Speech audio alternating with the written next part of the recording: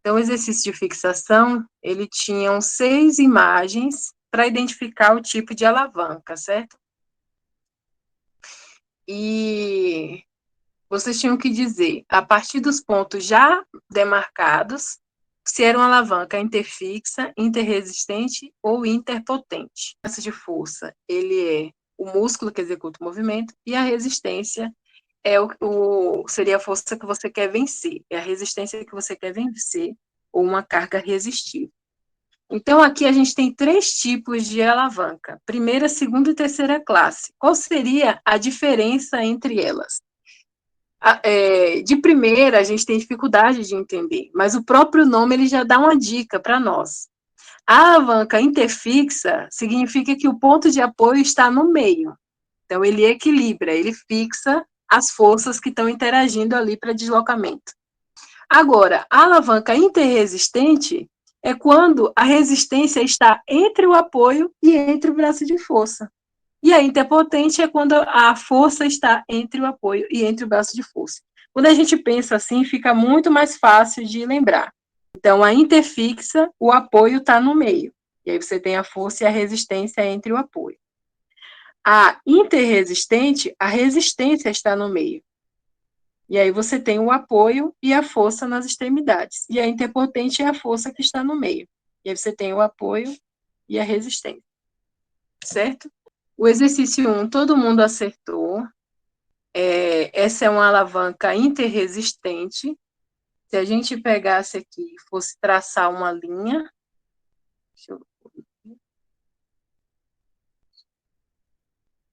se a gente fosse traçar uma linha aqui, a gente ia ver que esses pontos,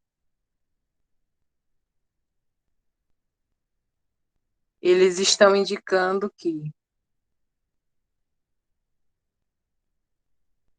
aqui é o apoio que está sendo realizado pela ponta dos pés, a resistência é o peso do próprio corpo, e a força, ela é feita pelo tríceps, certo? Da parte posterior da perna.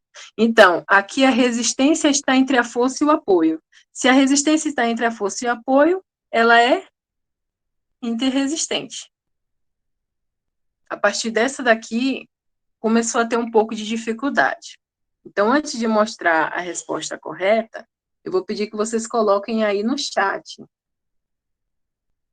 Se vocês responderam lá no formulário, eu queria que vocês me dissessem que tipo de alavanca é essa, depois da explicação que tivemos. A gente traça uma linha e tenta visualizar aonde está o apoio, aonde está a resistência e aonde está a força. Certo? Karine, você está ouvindo a gente? Você saberia me dizer o que você acha, qual é o tipo de alavanca que a gente tem aqui ilustrada? Onde temos o apoio, a força e a resistência nessas posições. Bom dia, professora. Bom dia. Tô tentando lembrar aqui, mas se eu não tô enganada, eu marquei, eu acho que foi a terceira. Eu marquei a terceira, se eu não me engano, foi a terceira ou a segunda, mas vou chutar na terceira. Então, a primeira classe, ela é a interfixa, a segunda é a interresistente e a terceira é a interpotente. Se a força está entre, qual é a resposta correta? Interpotente. Então, é isso mesmo. Algumas pessoas tiveram dúvida nessa questão e acabaram marcando a interresistente ou a interfixa. Mas eu creio que com essa dica de fixação, não vai ter mais erro quando for pelo menos um movimento simples assim. A gente tem que lembrar que aqui eu estou trazendo movimentos uniarticulares. É muito fácil de você conseguir visualizar. Mas, na prática, a maioria dos movimentos, eles são multiarticulares. Então, isso exige um pouco mais de atenção da gente para ver onde está a localização da empunhadura, onde está a localização qual, de fato, é a articulação que está oferecendo o apoio, né? E aí, uma outra questão que muita gente não acertou, na verdade, só uma pessoa acertou essa questão, vou colocar ela aqui, foi essa, só uma pessoa conseguiu acertar. E talvez a dificuldade que tenha nessa questão é porque a gente tem o apoio que está sendo feito para manter a postura inclinada e está tendo o apoio da articulação que está executando o movimento. E aí, quando o aluno observa de perfil, fica difícil de perceber aonde que está o apoio e a resistência, porque eles estão muito próximos. Então, precisa de um pouco de atenção para conseguir fazer essa pergunta. Mas vamos ver aqui. Traçando Professora, uma linha, pode falar. tem gente pedindo para entrar na sala. Pronto. Devidamente autorizado. Então, para a gente visualizar aqui, vou traçar a linha. A gente tem um ponto que está muito fácil de identificar, que é o da força, certo? A gente sabe que ele está aqui. Agora, nós temos o apoio e a resistência muito próximos. Só que o que vocês têm que pensar? O cotovelo, ele está entre a mão e o ombro, ou a mão está entre o cotovelo e o ombro? Se você pegar agora e fazer esse mesmo movimento que a aluna está fazendo, né? A gente tem que pensar na empunhadura que ela está fazendo. Esse aparelho aqui, a gente pode fazer a puxada com a pegada fechada ou aberta. Só que mesmo na pegada aberta, dependendo do tamanho do seu tórax, você não vai conseguir deixar os braços muito largos. Então, você tem que pensar em qual a posição que ela está. Nessa posição aqui, vocês acreditam que a mão dela está entre o cotovelo e o ombro, ou o ombro dela está entre a mão e o cotovelo? Ah, professora, que conversa complicada, mas seria isso. Qual dessas duas opções? Porque isso vai ajudar a entender o tipo de alavanca. Queria aproveitar para ouvir a Caroline. Caroline, qual das duas você acha? Você acha que a mão dela está entre o cotovelo e o ombro, ou o cotovelo que está entre a mão e o ombro? Bom dia, professora. Bom dia. Eu acredito que o cotovelo está entre os dois. Eu acredito que eu marquei, inclusive, a opção interfixa, se eu não me engano. Ah, certo. Então, se a gente conseguir traçar, vou pegar aqui um pontilhado bem pequenininho para a gente tentar ver, certo? Aqui está o cotovelo. Difícil, né? Não sou professora de artes visuais, mas... E aqui está a mão, certo?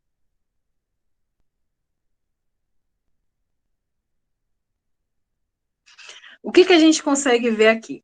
Se a pegada dela tivesse mais aberta, a mão dela estaria mais externa. E o cotovelo, de fato, estaria entre. Mas, apesar de ser uma pegada aberta, a empunhadura do aparelho e do braço dela, quando ela faz o movimento de contração, a mão dela está entre o cotovelo e o ombro. E aí, por essa razão, por estarem muito próximas, é que muita gente teve dúvida. Porque a gente tem a puxada aberta, a reta e a fechada. Ela não está fazendo aberta, ela está fazendo reta, como se fosse na mesma linha, longitudinal do cotovelo. E aí a mão dela está um pouco para dentro. Então, esse, por exemplo, é um exercício difícil de conseguir visualizar. Então, assim, é compreensível que o aluno pense que é interfixa, porque dependendo da empunhadura da mão dela, se a mão dela tivesse um pouco mais afastada aqui, seria interfixa, mas, de fato, essa é uma alavanca interresistente, porque a gente vai ter aqui a resistência e a gente vai ter aqui o apoio. Mas se o aluno responde interfixa ou interresistente, se percebe que ele compreendeu a dinâmica. Se ele colocasse interpotente, aí é que não tem justificativa, porque a força teria que estar entre. Então, essa foi uma das perguntas que a gente teve, os alunos tiveram mais dificuldade de responder, mas, visualmente aqui, a gente consegue observar que a resistência, ela está entre. E se a pegada aberta tivesse bem aqui na extremidade, ó, possivelmente ela faria, no momento da puxada, uma alavanca interfixa. E cada pegada, ela vai trabalhar um grupo muscular diferente, uma porção diferente do grupo muscular. Por isso que o tipo de alavanca, ele é importante, porque a força que vai estar sendo exercida pelo ombro, pelas costas, vai mudar de acordo com a pegada que a pessoa está fazendo. Então, assim, dos exercícios, esse foi um dos que os alunos tiveram mais dificuldade. Eu vou fazer o 6, a gente vai fazer junto o 6, para a prova dos 9. E aí, qualquer dúvida que tenha sobre a alavanca ainda, a gente aproveita para perguntar. Mas esse fica mais tranquilo da gente conseguir visualizar. Vou marcar aqui. Por quê? Está tudo numa mesma linha. A gente tem aqui os pontos.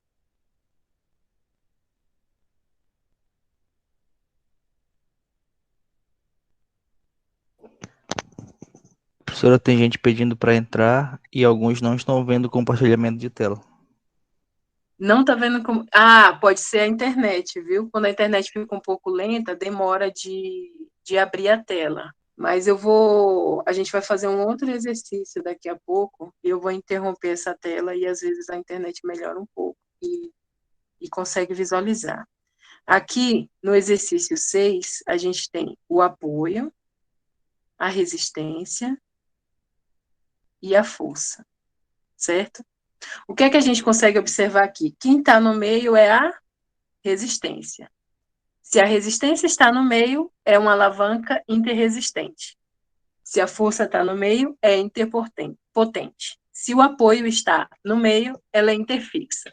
Gravou isso, não esquece mais o que é alavanca. A dificuldade vai ser, durante o movimento, você saber qual é a musculatura que está contraindo e qual é a carga resistiva. Normalmente, a carga resistiva, ela é externa, mas ela pode ser também o peso do seu próprio corpo. Então, por isso que exige um tanto de atenção. Quando a pessoa está com algum implemento, né, um bastão, um halter, fazendo exercício no aparelho, a gente consegue identificar a carga resistiva mais fácil. Agora, quando o peso é do nosso próprio corpo, a carga resistiva ela é o peso do corpo, você tem que pensar no centro de gravidade, em qual eixo, em qual direção é que o centro de gravidade ele está estabelecendo essa carga resistiva. Então, isso torna um pouco mais complexo a gente identificar a alavanca, certo? Sobre a alavanca, eu creio que é isso, o mais importante para a gente saber. Eu trouxe hoje uma proposta para vocês, que é a gente trabalhar com um quiz. Esse quiz a gente vai ter perguntas relacionadas ao sistema articular. Vamos tentar tirar várias dúvidas em relação ao sistema articular e também visualizar ali o que vocês conseguiram fixar e aprender, e de uma forma um pouco mais interativa. Depois disso, a gente vai conversar sobre a avaliação. E vamos tentar tirar dúvidas sobre o que é para ser feito, né? Nesse tempo de 15 dias, o prazo para a entrega das avaliações, eles são bem próximos. Então, os alunos que conseguiram terminar no sábado, que foi o prazo estabelecido, eles tiveram uma folguinha para conseguir ler as atividades e fazer a próxima avaliação. Mas quem entregou no domingo, na segunda, vai ficar bem atropelado, né? Mal terminou a avaliação, agora ele vai meio que suspirar e fazer a próxima. Mas a gente tem que ter um cuidado com o prazo, porque quando encerrar a disciplina, eu não posso estar comprometendo a disciplina do outro professor. Senão vocês vão começar a fazer outra disciplina pensando na que passou. E não vai dar atenção à próxima, e aí vai virando uma bola de neve.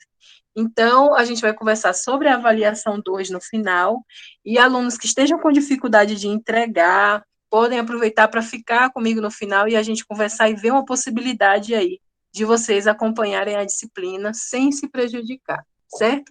Eu vou mandar para vocês aqui no chat um link, tá? Já vou iniciar aqui. Vai aparecer o código aqui na tela. Eu vou copiar e colar também no chat, certo? O código é esse, 964-7625. Clicou no link e aí digita esse código aqui no lugar do PIN. Pronto, entrou mais uma pessoa. Vamos precisar iniciar. Vai estar aparecendo no celular de vocês as perguntas, foquem somente nas perguntas. A primeira eu deixei mais tempo para vocês responderem. Leiam as opções e marquem a que está incorreta. Quem não está no chat, pode anotar no papel, e aí depois a gente vai vendo se está certo ou se está errado. Faltam 10 segundos e 2 respostas. Vamos lá? Tentar a sorte. 3 segundos e falta uma pessoa responder. Pronto. A gente vê aqui que 2 pessoas acertaram. A pergunta que está incorreta é a que diz que as articulações do tipo diartrose possuem a mobilidade reduzida. Na verdade, a diartrose são as articulações que possuem o maior grau de liberdade do movimento, porque elas são articulações sinoviais. Então, lembrando o conteúdo que a gente viu, temos 3 tipos articulares principais: as sinartroses, anfinartroses e a diartrose. E a diartrose é justamente a articulação que é sinovial, que tem um maior grau de liberdade de movimento.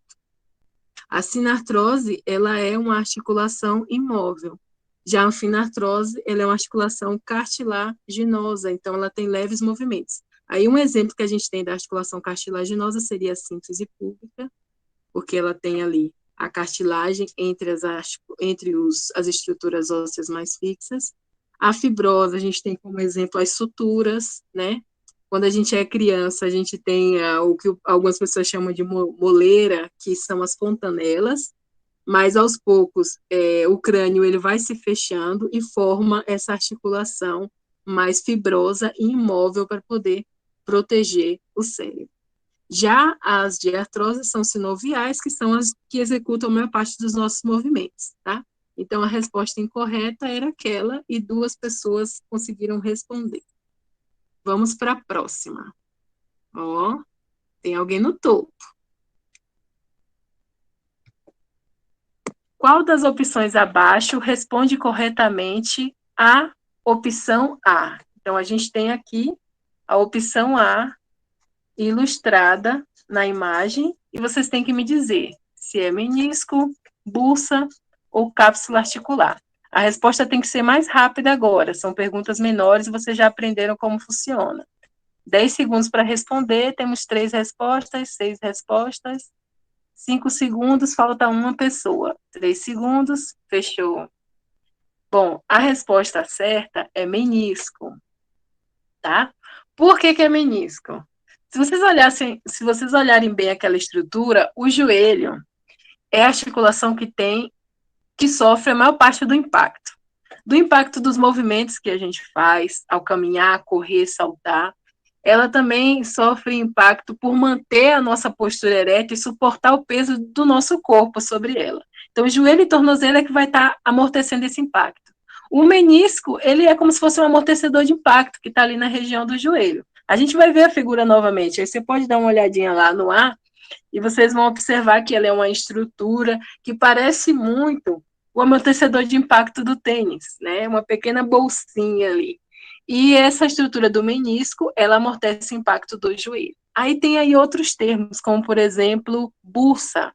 A bursa, ela não está localizada nos membros inferiores, ela está localizada nos membros superiores, né? Então, por aí a gente já sabe que não deveria ser. Eu não posso dar muitas respostas agora, porque pode influenciar na compreensão que vocês vão ter das próximas perguntas. Mas ao final da gente ver todos os pontos dessa ilustração, a gente vai estar conseguindo responder bem. Olha, já tem um novo ranking. Próxima pergunta. Agora a gente quer saber a opção B. A opção B está aqui, certo? Também na articulação que é do joelho. 20 segundos para responder. Muito bem. Quase todo mundo acertou. Essa é bem importante. Eu fico feliz que vocês tenham acertado. O ligamento cruzado, A articulação do joelho, ela sofre muito impacto e ela é uma articulação instável. Então, a gente tem dois ligamentos importantes. Um deles é o ligamento cruzado, que fica justamente na parte interna do joelho, e ele vai ajudar a fixação dessa estrutura. A opção de ligamento acromioclavicular, ela está errada, porque ela não faz parte dos membros inferiores, ela faz parte dos membros superiores. Essas duas estruturas aí, acromio e clavícula, são estruturas ósseas que fazem parte dos membros superiores. Vamos ver como está o ranking. Ó, próxima pergunta. Agora é o ponto, é a imagem na ilustração ponto C. Esse aqui. É um ligamento colateral, deltoide ou é um tendão muscular? Quem não conseguiu entrar no chat, no link, pode ir respondendo no papel, tá? E quase todo mundo acertou, muito bem. Então, esse é um ligamento colateral, ele é um ligamento que fica na parte medial e lateral do joelho, que também tem essa função de estabilizar essa musculatura. Por que será que não é um tendão muscular? O tendão muscular, ele também fica nas extremidades, mas ele não liga um osso ao outro. Então, o tendão, ele vai ser uma estrutura que vai estar ligando o osso ao músculo. E aí o outro ponto de estrutura óssea que vai estar ligando fica na outra extremidade do músculo. Porque o tendão, entre um extremo e outro, a gente tem a presença da estrutura musculoesquelética, né? Então, por isso que não se caracterizaria ali com o tendão. A gente consegue ver os dois extremos, onde esses ligamentos se juntam, né, as estruturas ósseas, e não tem a presença de músculo. Claro, isso é só visualmente um exemplo do porquê não pode ser um tendão. Agora é a questão D. O D, a gente não está mais falando da articulação do joelho, isso já é outra estrutura. O que será que é o D? É uma cápsula? É um ligamento? Muita gente acertou, muito bem. Essa é uma cápsula articular. Por que não é o ligamento coracocromial? Na figura, eu vou mostrar quando passar de novo, onde é que está esse ligamento coracocromial. A gente tem um processo que é chamado coracoide, e a gente tem o osso do acrômio. Então, o ligamento coracocromial é que liga o processo coracoide ao acrômio. A gente tem nessa estrutura um arco, que é chamado pelo nome desse ligamento. Então, o ligamento ele consegue juntar essas estruturas ósseas e formar um arco, que ele vai dar o suporte para impactos que a gente recebe no ombro por cima, né? Então, ele dá, junto com outras estruturas, ele vai oferecer um suporte para evitar lesões na articulação do ombro e controlar esse impacto, que vem da parte de cima para baixo. Vamos ver como está o pódio. Agora é o item E. O item E ele está se referindo a um líquido. Que líquido é esse? Esse é o líquido sinovial. As articulações que são sinoviais, elas têm um maior grau de liberdade de movimento. E elas possuem mais estruturas, né, por ser uma articulação que tem um maior grau de movimento. Entre essas estruturas tem a presença do líquido sinovial. Esse líquido sinovial, ele tem a função de garantir uma melhor mobilidade entre os ossos, entre as estruturas ósseas que ligam aquela articulação, certo? Aí, quais são as outras opções que a gente tinha ali? O líquido amniótico, que ele está associado à gestação, e o líquido cefalorraquidiano, que é onde a gente retira a medula óssea, né? Então, ele fica, normalmente a punção para tirar esse líquido é na região lombar. Vamos lá? Próximo. É o último da imagem. O que será que representa o item F, né? Essa porção aqui que está cobrindo a estrutura óssea. Alguma dessas opções está incorreta. Essa não é uma questão muito fácil. Porque essa estrutura, ela tem vários nomes, por isso que eu escolhi você marcar a opção que está incorreta.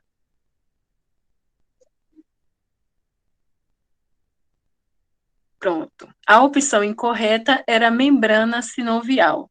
Superfície articular está correto. Qual é o termo que a gente mais utiliza? Cartilagem.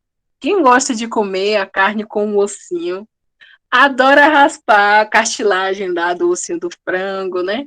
Então, o termo que a gente mais utiliza é a cartilagem, que encobre essa estrutura óssea, mas também pode ser chamada de membrana articular e também de superfície articular. Agora, membrana sinovial é outra coisa. Eu só vou olhar aqui se não vai comprometer eu explicar agora pela imagem. E próxima pergunta. Ah, não comprometeria. Membrana sinovial, ela está relacionada à cápsula articular. Ela é uma membrana que cobre a cápsula. Pronto? Vamos lá? Verdadeiro ou falso? Isso mesmo, é falso, porque a gente sabe que a estrutura óssea, ela não é necessariamente estática, ela é dinâmica, principalmente na nossa fase de crescimento e desenvolvimento. Os nossos ossos, eles vão ganhando forma, como eu falei para vocês, né, dos ossos do crânio, que formam a fontanela, e depois esses ossos eles vão se desenvolvendo e se juntando. E isso prova que ela é uma estrutura viva, certo? Então, o osso ele é uma estrutura viva, apesar de ser rígida. Apesar de ser rígida, ele não é estático, ele é dinâmico, né? Principalmente na fase de crescimento e desenvolvimento. E aí a gente pensa, mas aí depois que cresce não muda nada. Não é verdade. Quando a gente envelhece, o que é que acontece com o osso? Ele se torna um pouco mais poroso. Se ele fosse uma estrutura que não tem tecido vivo, ele ia ficar mudando a sua forma de acordo com cada fase de desenvolvimento humano? Não. E aí, uma das características que a gente tem do osso envelhecido é a porosidade dele, a redução da sua densidade, que pode gerar problemas como a osteoporose. Vamos para o ranking.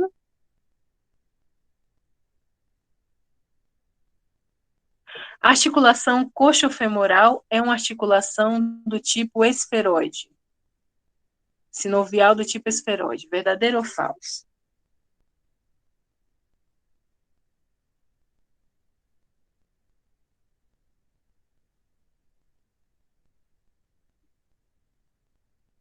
Dez segundos. Ainda falta um. Prontinho. Vamos descobrir. A grande maioria acertou. Isso mesmo. A articulação coxofemoral, ela é uma articulação esferoide. Se você observasse lá na figura, a cabeça do fêmur, ela tem um formato de esfera, que se encaixa perfeitamente na estrutura da cintura escapular.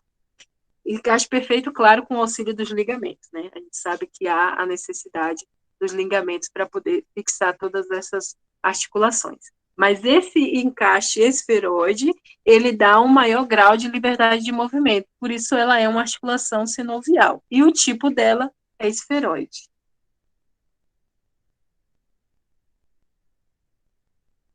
A patela tem a função de estabilizar a articulação do joelho devido à articulação ser triaxial. Verdade ou mentira?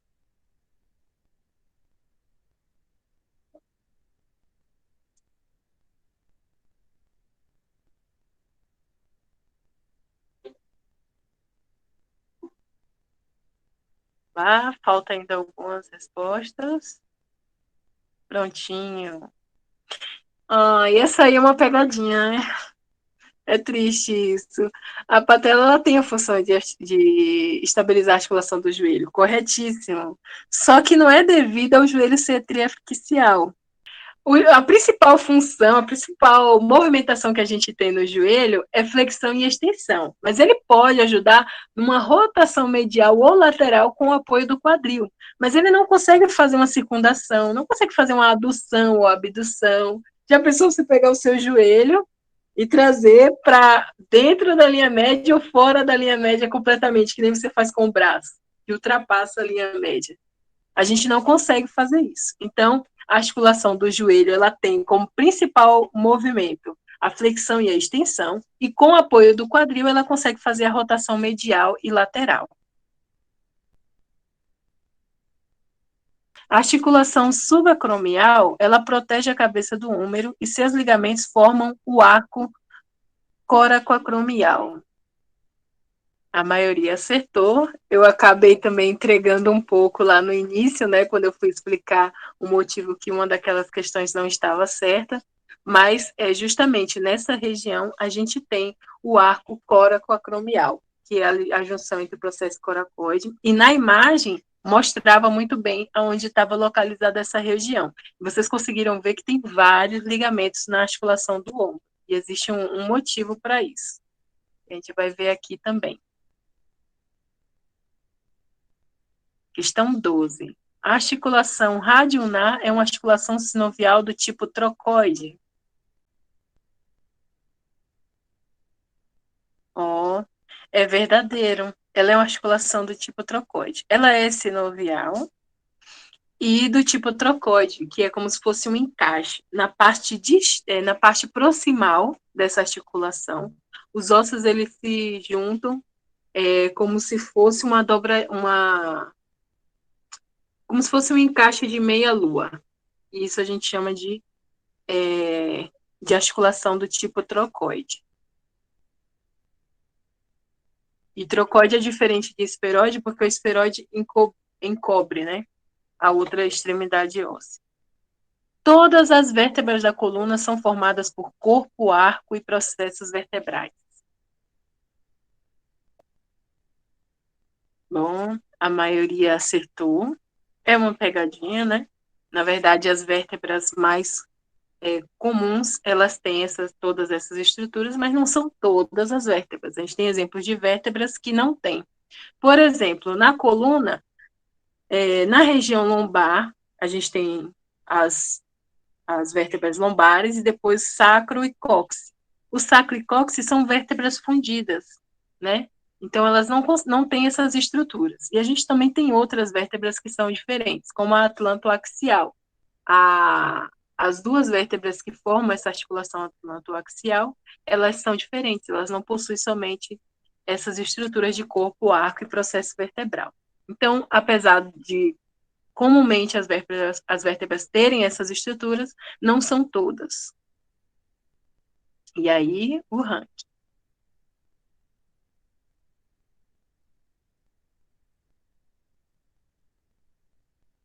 Falta poucas questões para a virada, hein? Agora, a articulação atlantoaxial que a gente estava conversando, será que ela é trocoide? Sim, ela é uma articulação trocoide. A articulação atlantoaxial, uma das vértebras, ela tem como se fosse um formato de dente, que faz um encaixe, que, como eu disse para vocês, é diferente do esferoide, que é um encaixe completo, mas é um encaixe meio de meia-lua, que é caracterizado como um do tipo trocoide. E a gente tem vários movimentos que é feito na região cervical por conta dessa articulação. Estamos chegando quase na reta final, hein? Faltam só 2 perguntas e o jogo ainda pode virar. Protração e retração.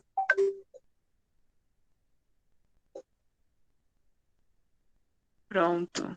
A gente tem aqui que é falso. A protração e retração é executada pela cabeça, pela região cervical, e não pela região torácica. A gente só consegue fazer esse movimento movimentando a cabeça. E, semelhante ao movimento de protração e retração, a gente tem no quadril o movimento de anteroversão e retroversão. Agora vamos para a última. Os músculos do abdômen auxiliam nos movimentos voluntários e involuntários, além de estabilizar a coluna vertebral. Será que é verdade ou mentira? A grande maioria acertou. Realmente, a gente tem, né, a musculatura do abdômen tem essa função de auxiliar em movimentos involuntários, como o digestório, a respiração. A gente tem o músculo diafragmático que fica logo acima e que ele sofre influência dessa movimentação durante a respiração. O abdômen, ele infla, ele contrai também em decorrência da respiração. Movimentos de digestão, e defecar, eles têm o efeito também do movimento da musculatura do abdômen. E nós terminamos aqui a nossa atividade, temos um pódio. Terceiro, segundo e primeiro lugar. Então, Fuzzy Puffin foi o primeiro lugar, Blue Lobster foi o segundo lugar e Creative Squad foi o terceiro lugar. Meus parabéns para vocês. O primeiro, segundo e terceiro lugar. Quer se apresentar? Quer dizer para a gente quem é? Foi tranquilo, professora. Tô no pódio. E aí, quem mais? Ah, olha, ótimo, conseguiu fazer 5. Eu Então, consegui, só que fiquei em quinto lugar lá. E tem que ah, esforçar mas mais. tá. Vai ficar do terceiro mesmo. Mas aí eu tava simples, só as pegadinhas, é isso mesmo, tem a questão das pegadinhas. Parabéns, Caroline, ficou em primeiro. Olha, muito feliz com isso. Então, essas são algumas perguntas que nos remetem ao conteúdo. Eu tenho ainda mais uns 10, 15 minutos que a gente pode tirar dúvidas sobre aquilo que ficou mais confuso. Tem algum ponto que vocês gostariam de revisar dentro das perguntas que, tipo, você ainda não está convencido que aquilo era o certo, ou que precisa detalhar um pouco mais para compreender? Eu queria falar um pouco mais sobre o arco Coracode, porque algumas estruturas eu ficava com medo de explicar e estar respondendo para vocês. Mas tem mais alguma outra coisa que vocês gostariam que eu explicasse antes da gente encerrar a aula? Se não tem mais declarações, eu vou falar um pouco sobre o processo coracoide, que eu acho que foi importante, eu fiquei na dúvida se explicar. Essa região do ombro, é importante vocês saberem que é a região do nosso corpo que tem o maior grau de liberdade de movimento. Ela é a articulação mais flexível. Só que não é a acromioclavicular que é a mais flexível. Qual é a principal articulação que faz os movimentos do nosso ombro? A gente tem várias articulações. Qual que é a articulação? Aqui a gente tem na figura vários nomes. Esse de cinza claro vocês conseguem ver também, né? Subacromial, acromioclavicular, esternoclavicular, escápulo-torácica e glenohumeral. Quais dessas é a articulação mais flexível? A principal articulação que a gente tem no ombro é a articulação glenohumeral, certo? A gente vai falar agora sobre a acromioclavicular para eu mostrar para vocês aonde está o ligamento coracoacromial. É esse aqui. E próximo dele, a gente tem a bursa. Lembra que a gente falou lá dos meniscos e apareceu a opção bursa? Então, a bursa seria essa estrutura que ajuda a amortecer o impacto, só que na região do ombro.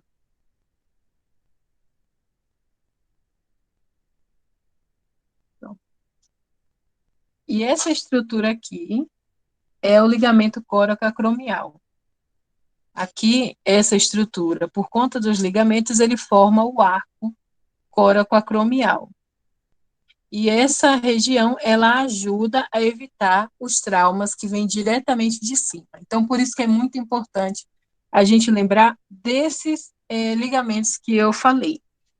Existem vários, vocês podem olhar na anatomia, vocês viram vários, mas eu estou tentando focar naquilo que é mais importante para nós da educação física. E a articulação glenohumeral, ela é a articulação mais móvel que a gente tem no corpo humano. A gente consegue realizar os movimentos em todos os eixos e com uma amplitude muito maior do que, por exemplo, no quadril, que é a outra articulação que a gente tem, que é triaxial.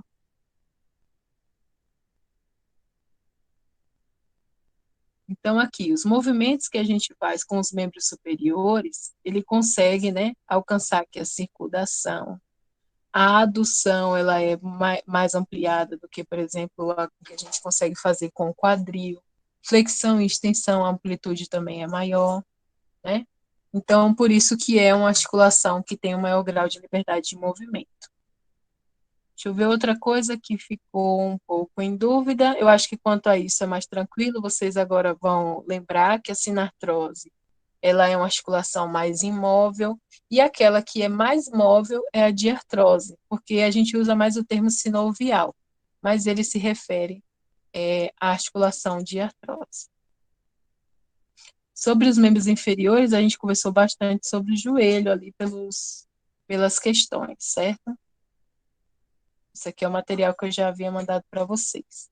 E a gente tem aqui a presença do menisco e o ligamento cruzado anterior e posterior, e os ligamentos colaterais, medial e lateral. Olha só a quantidade de estruturas que a gente tem próximo do joelho. Todas essas estruturas, ela é para ajudar a estabilizar o movimento, e é onde a gente tem um maior risco de lesões. E aqui também a gente destaca a cartilagem, que a cartilagem é como se fosse a cobertura das extremidades ósseas, né? E acima dela a gente tem menisco, bursa. Outra coisa que eu acho que vocês ficaram um pouco na dúvida foi sobre as articulações sinoviais, da presença de membrana e cápsula. Deixa eu ver aqui se eu consigo abrir a imagem. Pronto, abri. Vocês conseguem ver aqui a imagem, né? Essa estrutura D, ela é a cápsula articular. E a estrutura que encobre a cápsula articular é a membrana. A estrutura que encobre o osso, ela é a cartilagem, ou a superfície articular. E dentro dessa estrutura da cápsula, que é onde estão a membrana, onde está a cartilagem, a gente tem um líquido dentro dessa cápsula. E esse líquido é o líquido sinovial, que vai garantir a mobilidade, a maior mobilidade do movimento, certo?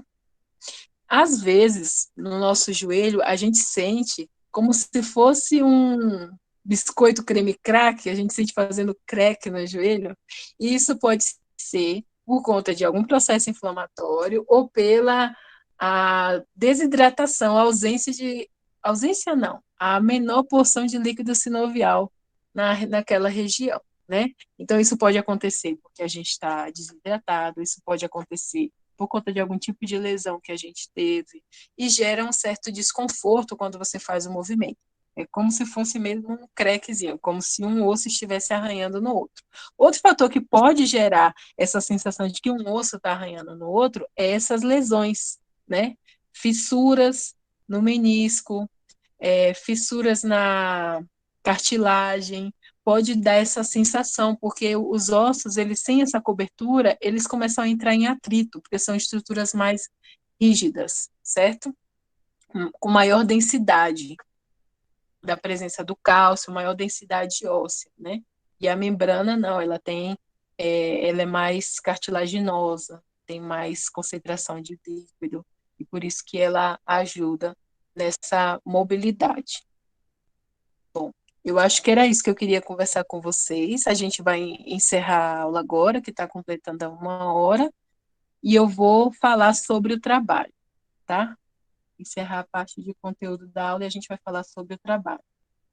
Na nossa página, né, da disciplina, sempre que começa um módulo, eu passo todo o conteúdo de uma vez. E aí eu coloco algumas datas. E isso pode gerar, às vezes, uma certa ansiedade ou estresse no aluno, porque ele pensa, nossa, tem coisa para entregar hoje. Essas datas é justamente para que vocês não acumulem funções. Mas a atividade que vale nota é a que está escrito o nome avaliação. Essa daqui a gente tem um prazo que é muito importante que ele seja estabelecido. As outras datas é o dia que eu programei para vocês assistirem a aula. Mas, como vocês sabem, em disciplinas que são remotas, as atividades que são assíncronas, vocês podem fazer conforme a disponibilidade de vocês. Qual é o dia que eu vou computar a frequência? Que eu vou olhar lá quem marcou, quem concluiu, quem entregou. É no dia que encerra o módulo. Então, o módulo 1, ele encerrou no domingo, no sábado. E aí eu dei para vocês até domingo para entregar.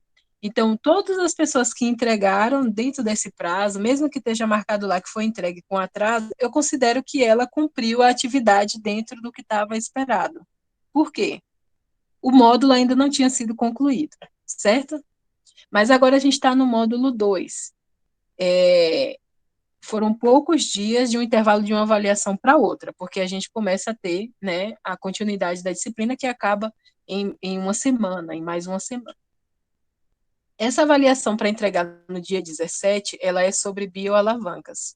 Tem exemplo aqui do exercício, como vocês devem fazer, né? Tá bem, assim, didático, o Pedro elaborou como monitor da disciplina o exemplo. Vocês podem fazer uma reprodução semelhante ao que ele fez de identificação, podem usar a criatividade, estou recebendo vídeos ótimos dos alunos, né? E com animação, música, texto, quadro do lado explicando. Então, vocês podem usar a criatividade. A matriz é esse modelinho aqui que eu mostrei para vocês. Além do vídeo, vocês têm um quadro teórico para entregar. E aí, o preenchimento desse quadro teórico é dentro do movimento que vocês vão escolher, certo? O que é que tem que estar aqui no quadro teórico? O movimento que eu escolhi, ele está trabalhando qual complexo articular? Tornozelo, joelho, quadril, coluna, ombro, cotovelo ou punho? Não, esse movimento que eu escolhi, ele está trabalhando o quadril. Então, eu vou colocar aqui, complexo articular do quadril. E eu vou dizer qual é o músculo, a função desse músculo, que é agonista, antagonista, então eu vou colocar aqui, músculo tal, agonista. A inserção dele, a inervação dele, e eu vou poder falar todos os músculos que estão envolvidos, certo? Na articulação do joelho. Eu posso, nesse quadro aqui, mesclar células para facilitar. Eu não preciso ter, para cada informação aqui, eu ter uma linha, né? Então, quando eu for falar do joelho, do quadril, por exemplo, pode ser que tenha os dois músculos importantes que estão trabalhando naquele movimento. Um está sendo agonista e o outro está sendo neutralizador. Então, eu vou colocar aqui joelho, mesclar as duas linhas que estão referentes a esse músculo, vou falar as informações de cada um deles e vou dizer, essa articulação que eu selecionei do quadril, coxofemoral, ela é que tipo? Ela é plana, gíngulo, trocoide, condilar, selar ou esferoide? A alavanca do movimento que está sendo executado por ela é interpotente, interresistente ou interfixa? Então, é isso que vocês precisam fazer. Na verdade, o quadro é uma complementação do vídeo, porque o vídeo não dá para trazer todas as riquezas de detalhes. O quadro, ele vai ilustrar o que está no vídeo. Agora, os movimentos. Que movimentos que eu vou selecionar? Diferente do outro exercício, aqui você tem a indicação de onde você vai buscar o movimento. Então, você vai selecionar nessas playlists aqui, certo? Esses movimentos, vocês vão observar que eles são multiarticulares. Então, pode ser que em um mesmo movimento você tenha duas articulações trabalhando e que você pode falar sobre os três tipos de alavanca utilizando um único movimento. Como pode acontecer também no movimento ele ter só uma articulação? Eita, deixa eu tirar o som. Então, pode ser que ele tenha só uma articulação trabalhando. Aí você precisa selecionar dois movimentos daqui.